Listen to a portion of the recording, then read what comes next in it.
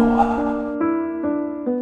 Maligayang pagbabalik sa channel, kaibigan. Ang isang sari-sari store ay parte na ng kultura nating mga Pilipino. Pero bakit nga ba may mga kababayan tayo na tila kinasusuklaman ang maging bantay ng isang sari-sari store? Siguro masasagot yan ng kwento natin ngayong araw. Ako ang ligaw na kaluluwa at may ikukwento ako sa iyo. Nagtatrabaho ako bilang bantay sa isang malaking sari-sari store o yun ang tawag nila rito. Pero para sa akin, mas parang tindahan ito mula sa impyerno. Hindi naman ako pinilit ng pamilya ko na magtrabaho pero parang normal lang na gawin yun. Hindi ako magaling sa eskwela kaya ang pinakamagandang trabaho na nakuha ko ay sa isang malaking sari-sari store malapit sa aming lugar. Mas matanda pa raw ito kaysa sa mga lolo't lola ko at ganun pa rin ang itsura nito hanggang ngayon. Hindi exciting ang trabaho ko gaya ng inaasahan mo, pero may kung anong mali rito na hindi ko maipaliwanag. Hindi ko alam kung bakit. Ngayon ang unang araw ko sa trabaho bilang tindero, kaya sana man lang ay maganda ang sahod. Pagpasok ko pa lang, sinalubong na agad ako ng mga ilaw na kumikislap at isang nakakasilaw na dilaw na liwanag na parang sumisipsip sa lahat ng bagay. Mukhang kupas na kupas ang mga istante na para bang ilang dekada silang naiwan sa ilalim ng araw at may mga labels pa na hindi tumutugma sa mga produktong nakadikit sa kanila. Ramdam pa rin ang matinding init ng Pilipinas dahil walang aircon. Wala akong nagawa kundi umupo sa likod ng counter at magpaypay gamit ang lumang pad ng resibo. Ang hangin ay makapal at hindi gumagalaw na parang masyado na itong nalanghap ng kung sino-sino.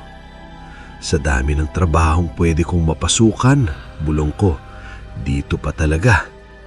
Pagkatapos ko lang sabihin yun, may pumasok na customer. Matangkad siya, suot ang isang malaki na kulay itim na hoodie. Masyadong mainit para magsuot ng ganun, pero inisip ko na baka gusto niya lang talaga iyon. Patuloy akong nagpapaypay habang dahan-dahang naglakad ang lalaki palagpas sa akin. Sa ilalim ng hood ay tila isang kawalan, hindi anino, hindi dilim, kundi wala talaga, na para bang inalis ang bahagi kung saan dapat naroon ang muka. Talagang lalo lang itong nagiging kakaiba. Pabulong kong sabi.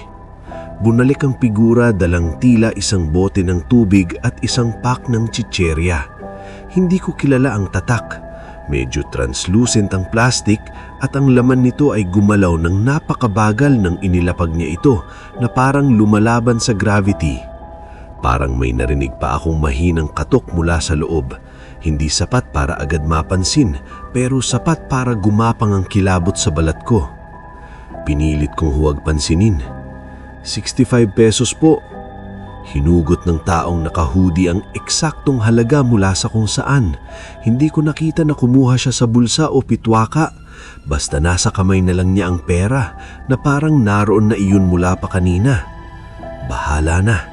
Kinuha ko ang tubig at chicherya at inilagay sa plastic bag. Nang mahawakan ko ang pera, muntik ko na itong mabitawan. Napakalamig nito. Hindi yung lamig man galing sa aircon, kundi masakit na lamig na parang kakalabas lang nito sa freezer ilang sandali pa lang ang nakalipas. Kumagat ang lamig sa palad ko at nanatili pa kahit binitawan ko na. Ayan po, magandang gabi po at mag-ingat po kayo. Baka po kayong ma-heat stroke kung patuloy kayong magsusuot ng hoodie. Napatawa akong pilit. Agad napansin kung gaano ako kahina makipag-usap sa tao. Uminit ang mukha ko sa hiya. Tumingin ako sa ibang direksyon, huminga ng manalim at sinubukang pakalmahin ang sarili bago muling humarap sa counter. Nandoon pa rin ang figura. Hindi siya gumalaw. Ayos lang po ba kayo? Tanong ko. Pinipilit panatilihing kalmado ang boses ko. May nasabi po ba akong hindi maganda? Kumunot ang sikmura ko. Masyadong tahimik ang tindahan.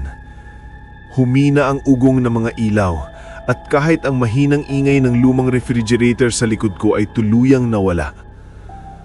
Bubuka pa sana ang bibig ko para magsalita Pero dahan-dahang itinaas ng figura ang mga kamay niya at hinila pa atras ang hood. Isa siyang kawalan. Hindi itim na mukha, hindi anino. Isang literal na pagkawala. Ang ulo niya ay purong itim ng kawalan. Nilalamon ang liwanag sa paligid nito. Ang dilaw na liwanag ng tindahan ay yumuko pa loob. Naglaho sa walang hanggang wala. Nawala ang hangin. Hindi sa metaporikal na paraan, hindi emosyonal, pisikal na nawala ang hangin. Nanikip ang dibdib ko habang humihigop ng hangin ang baga ko at wala itong nakuha. Biglang nagbago ang presyon sa loob ng tindahan. Umalingaw-ngaw ang tenga ko habang pumuputok isa-isa ang mga ilaw sa itaas. Basag na salamin ang umuulan sa sahig. Humingal ako muli, lumabo ang paningin ko at may mainit na likidong tumulo mula sa ilong ko pababa sa counter. Kinamot ko ang lalamunan ko, sinusubukang sumipsip ng wala. Nanigas ang pangako habang nagpapanik ang katawan ko. Tapos ibinalik niya ang hood. Bumagsak pabalik ang hangin sa loob ng tindahan ng sabay-sabay. Bumagsak ako pasulong, malakas ang ubo. Pilit hinihigop ang oxygen sa baga ko habang mahina nang kumikislap ang mga ilaw. Ilan sa mga ito ay tuluyan ng nabasag. Ang mga basag na piraso ng bumbilya ay nagkikiskisan sa ilalim ng boots ng figura habang siya'y tumalikod at lumabas. Masayang tumunog ang kampanilya ng pinto sa likod niya. May mali sa amoy ng tindahan pagkatapos noon. Kalawang, malamig. Nang tuluyan akong tumingala, tila iba na ang mga estante. May mga bagay na sigurado akong wala roon kanina na tahimik nang nakahalo sa normal na paninda. Mga garapon na puno ng tila hamog. Mga tsokolate na bahagyang kumikibot sa ilalim ng kanilang balot. Umugong muli ang refrigerator, mas malakas kaysa dati, na para bang nasisiyahan. Nasa counter pa rin ang pera kung saan ko ito nabitawan. Pinapalamig ang ibabaw nito sa ilalim ng manipis na hamog. Hindi ko alam kung ano ang nilalang na iyon o kung bakit dito siya namimili. Pero base sa mga ibinebenta ng tindahan na ito kapag walang nakatingin, sa tingin ko hindi pa siya ang pinakamalalang customer. At talagang hindi ko inaabangan ang susunod kong araw bilang isang bantay sa sari-sari store. Maraming salamat sa pakikinig, kaibigan. Kung nagustuhan mo ang storya natin ngayong gabi, pwede mo bang bigyan ng like ang video na ito? At kung talagang kinalabutan ka, siguraduhin mag-subscribe para sa mas marami pang kwento galing sa ligaw na kaluluwa.